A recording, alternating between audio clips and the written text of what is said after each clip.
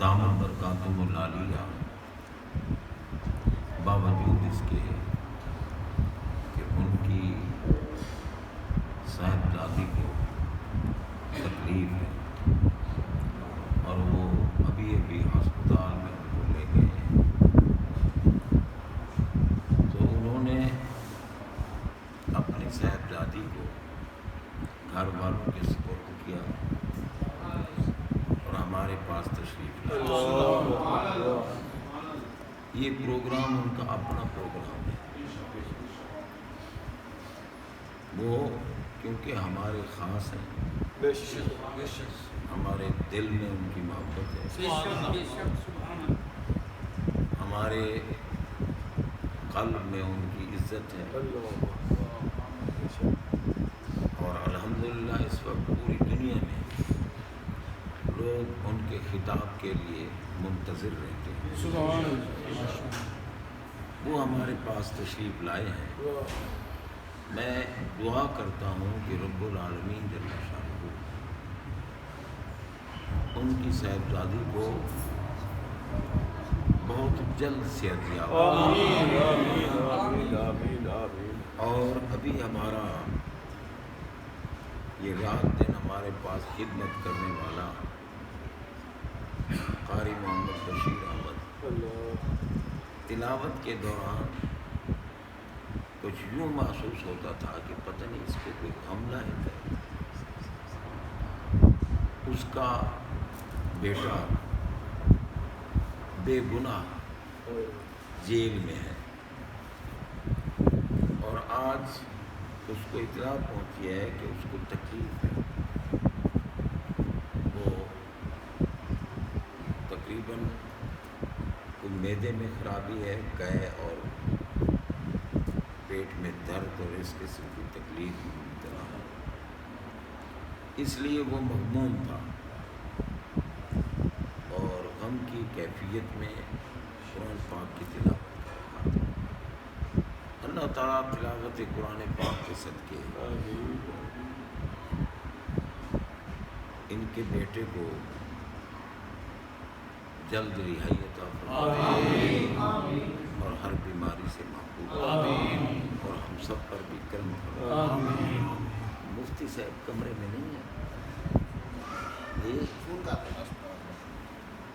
اچھا اتنا لمبا فون، بہرحال آپ جا کر ان سے میری طرف سے عرض کریں کہ آئیں، میں نے خطاب نہیں کرنا، جب آ گئے ہیں تو پھر خطاب تو ان کا ہی ہم سے، اور پھر وہ چونکہ اہل بیت اطہار کی عظمت و شان سبحان اللہ، جس انداز سے بیان کرتے ہیں نا، یہ ان کا اپنا منقل۔ اچھا رب العالمین جل شانہ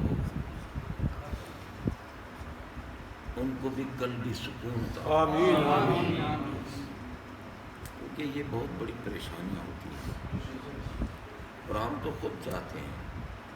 آپ دیکھیں الحمدللہ ہماری محفل میں جس نے بھی نعت سنائی اہل بیت اطہار کی شان کی منزل، اور ہر ایک نے کمال کر، جتنوں نے پڑھی ہے سب نے کمال کر، مگر لکل فن رجال، ہر فن کے لیے ایک مرد ہوتا ہے۔ اللہ تعالیٰ نے ہمارے عزیز محترم غلام زین العابدین کو سبحان اللہ، اس فن میں ایک عالی مقام اور پھر قلبی طور پر اہل بیت اطہار کی محبت سے نوازا ہے۔ سبحان اللہ، تو جب بندہ کسی کی محبت میں ڈوب کر ان کی شان میں کوئی گفتگو کرتا ہے نا، جس میں تصنع نہیں ہوتی، بناوٹ نہیں ہوتی، تو اس کلام کا اثر ہی کچھ ہوتا ہے۔ کچھ تو شاعر کی اپنی عظمت کا اثر ہوتا ہے، اور اس دور میں حضور چراغ گولڈا، نصیر الملت والدین، جنہوں نے ایک وقت کے کتب کے گود میں کھیلا، سبحان اللہ سبحان اللہ بڑے بڑے محدث جن کے مرید تھے، اور واقعی یہ خوشامد نہیں، وہ وقت کے بہت بڑے بے شک روحانی بادشاہ تھے، بے شک جن کو عرف کے اعتبار سے حضور بابو جی سرکار قدس سر و عزیز کہتے ہیں۔ ایک سید صاحب مدینہ منورہ سے چلے اور تاجدار گولڈا کے مرید ہونے کے مدنی تھے، مدینہ پاک کے رہنے والے تھے اور حسینی سید تھے۔ وہاں سے چلے یہاں گولڈا شریف، آنکھ والا تیرے جوبن کا سبحان اللہ بے شک دیدہ کور کو کیا ہے نظر کیا نہیں، اندھوں کو کیا پتا کہ گولڈے کے تاجدار بے شک بہت بڑی روحانی منظر پہ آپ آئے تھے۔ ہمارے آقا تاجدار مدینہ علیہ السلام کی نظروں میں مقبول ہیں۔ بے شک شاہ صاحب آئے، گولڈا شریف جب آئے تو حضور تاجدار گولڈا نعرہ تکبیر، نعرہ رسالت، نعرہ حیدری، نعرہ علامہ مولانا مفتی محمد قاسم چشتی۔ اب بس یہی بات عرض کرتا ہوں، اس کے بعد مفتی صاحب کا خطاب ان کا انتظار میں بیٹھا تھا۔ جب وہ گولڈا شریف آئے تو حضور تاجدار گولڈا کا وصال ہو، تقریباً 2-3 دن پہلے۔ آپ بہت پریشان ہوئے کہ میں مدینہ منورہ سے چلا، سید احمد العطاس ان کا اس میں گرا، میں اتنے سفر سے آیا ہوں، بیت کا شوق لے کے آیا اور میری قسمت میں ان سے بیت ہونا نہیں تھا۔ حضور بابو جی سرکار نے ان کے لیے باقاعدہ حجرا، ہر قسم کے سہولت کے انتظامات کیے۔ ایک دن وہ نماز فجر کے بعد اپنے حجرے میں بیٹھے ہوئے وظائف پڑھ رہے تھے اور تاجدار گولڈا بیداری میں سامنے آ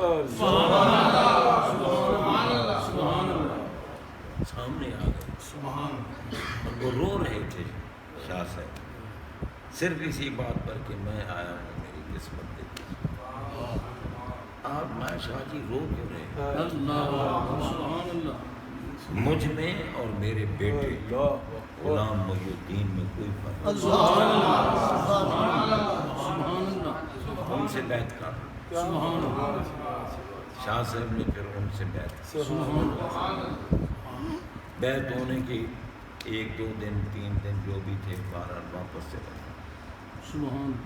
شاہ صاحب فرماتے ہیں کہ ایک دن مدینہ منورہ میں اپنے گھر میں سویا ہوا تھا اور مجھے حضور علیہ الصلوۃ والسلام کا دیدار۔ آپ نے میں تمہارے مرشد جدہ پہنچ رہے ہیں، تمہارے مرشد جدہ پہنچ رہے ہیں، تم یہاں سوئے، جاؤ ان کا استقبال کرو اور میرے سلام بھی ان کو کہنا اور ان کو یہ کہنا کہ آپ ہمارے خاصوں میں یہ مقام ہے حضور بابو جی سرکار، اور نصیر ملت ان کی گود میں کھیلتے رہے۔ آپ نے ان کی تربیت کی، نگاہ ڈالی، اور جب کسی قطب زمان کی نظر پڑ جائے تو پھر ہر چیز میں ایک انوکھا پن آ جاتا ہے۔ اس لیے اس دور میں آپ کا کلام فائق ہے اور روحانیت والا ہے، جہاں بھی پڑھا جاتا ہے لوگ حیران بھی ہوتے ہیں، اشش بھی ہوتے ہیں اور مغموم بھی ہوتے ہیں۔ اللہ تبارک و تعالی جل شانہ کا کرم ہے کہ ہم اسی سلسلے سے وابستہ ہمارا سلسلہ وہی ہے تاجدار گولڈا والا. اور میرے مرشد کریم جب بھی سرکار کا گزر ہوتا تھا نا تو جہاں ٹرین نے رکنا ہوتا تھا وہاں لوگ زیارت کے لیے کھڑے ہوتے تھے. ہمارے پیر صاحب قبلہ رحمۃ اللہ علیہ گاڑی چونکہ لودھرا کے اسٹیشن پہ رکتی تھی. آپ لودھرا اسٹیشن پہ آ جاتے. سبحان تاجدار گولڈا اپنا دستے انور باہر نکال کے بیٹھے ہوتے, لوگ ہاتھ ملاتے. اور ہمارے مرشد کریم سب سے پیچھے یوں کر کے اور جب وہ آتے ملنے کے لیے تو تاجدار گھوڑا ٹرین سے نیچے آپ ٹرین سے نیچے اتر کر اور ان کو اپنے سینے سے لگاتے. حضرت تو قدم بوسی کرتے اس کے مرید تھے اور شفقت اور حضور بابو جی سرکار جب میرا باد شریف تشریف لے گئے ہمارے مرشد خان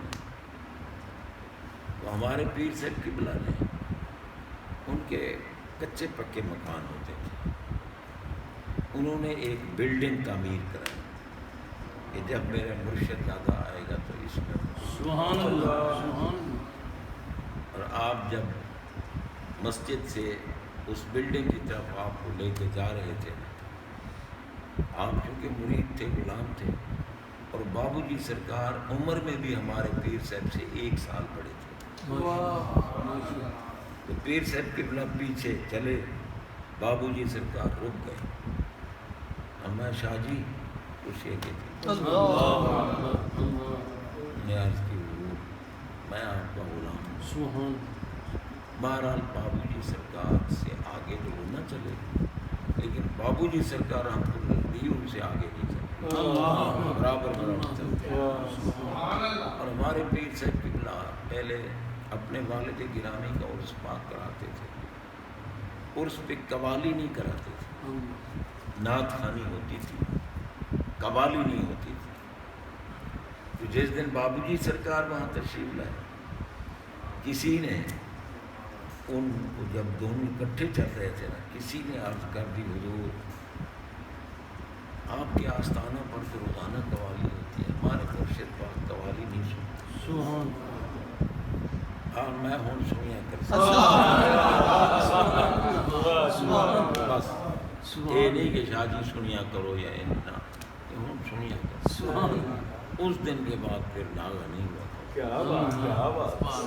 اور اس پہ قوالی ہوتی. اللہ تعالیٰ کا کرم ہے ایسے کاملین کے ساتھ. بے شک بے شک سیدوں کے مرید ہیں, اور اسی لیے ہم اہل بیت اطہار اور پنت پاک کو قربان ہیں. یہ دور پر اب تو فتن ہے, لوگ یہ جو سوشل میڈیا شروع ہوا ہے اس پر بڑی بکواسات کرتے ہیں, اور پھر جب تماچا لگتا ہے تو توبہ بھی کر رہے ہیں. اب بھی ایک مولوی صاحب کراچی کے تھے, مولوی عبدالعلیم شاید نام تھا, ان نے کافی بہت زیادہ خوب سے باطن کا اظہار کیا, لیکن آج میں نے سنا ہے کہ وہ توبہ کر رہے. میں بس بھول گیا تھا, مجھے معاف کریں, سرکار بھی معاف کریں, غلط کہہ بیٹھا تھا. اللہ تعالیٰ کرم فرمائے. ہم قبلہ مفتی صاحب کی خدمت میں عرض کرتا ہوں کہ اپنے ملفوظات طیبات سے ہمیں جتنا دیر ان کی دل چاہے نواز.